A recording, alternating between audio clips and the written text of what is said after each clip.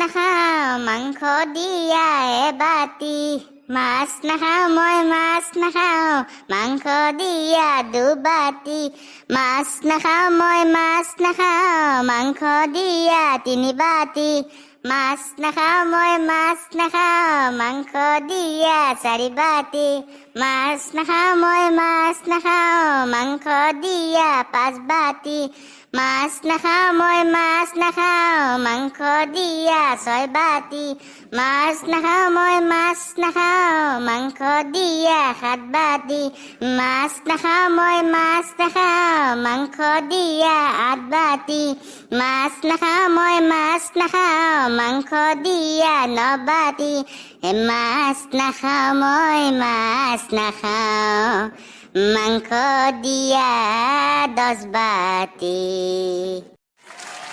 গানটো শুনি ভাল লাগিছে বে, একদম মজা লাগিছে বে গান শুনি।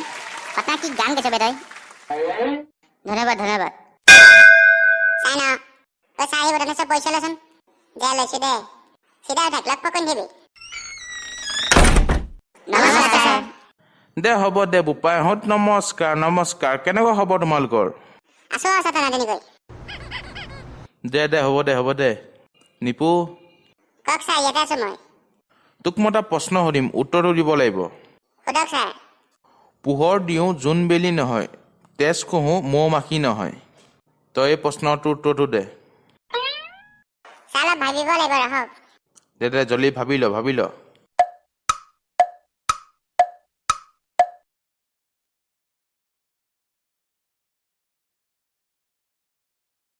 তোৰ ভবা হৈছেনে? ছাৰ ভাবিলো দিয়ক। দে উত্তৰটো ক। ছাৰ উত্তৰটো হ'ল মাটি চাকি। পাৰিছ। দে হ'ব দে। বুদ্ধা জনাব। এইবাৰ তই কবিচোন, এনেকুৱা কি বেগ আছে যিটো পানীত তিতোৱাৰ পিছতহে কামত আহে? ছাৰ অলপ ভাবিব লাগিব, ৰাখক। দে জলদি ভাবি ল।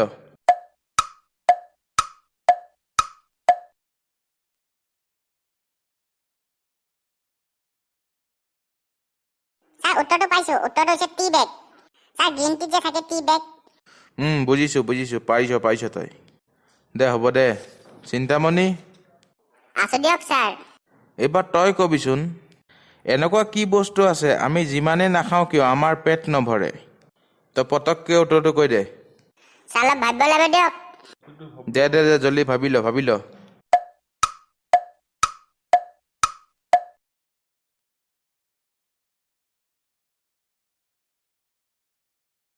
ভবা হ'ল? ছাৰ ভাবিলো দিয়ক। ভাবিলি যেতিয়া উত্তৰটো ক। ছাৰ মানুহে যে খাই খপত আপুনি যিমানে খাওক পেট নভৰে। তইতো ঠিক কথা এটা কলি দেই।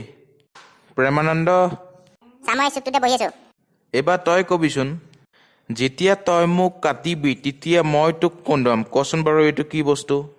ছাৰ অলপ ভাবিব লাগিব দিয়ক। দে জলদি ভাবি ল।